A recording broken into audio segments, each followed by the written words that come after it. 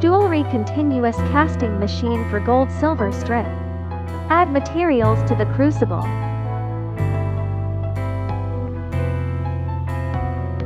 Close the lid of the melting chamber.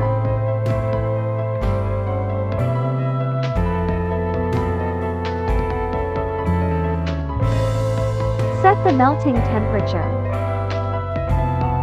Start heating and adjust the power.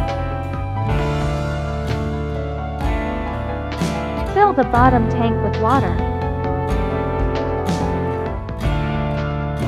The melting process can be observed through the observation window.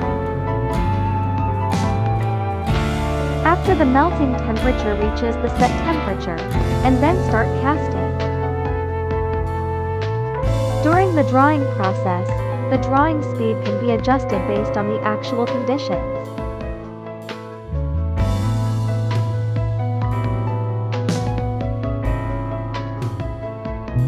The cooling water spray device can be turned on after the drawing operation is successfully started.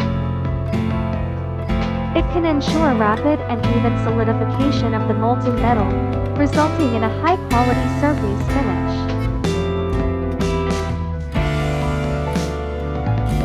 Finished product. Welcome to inquiry with us.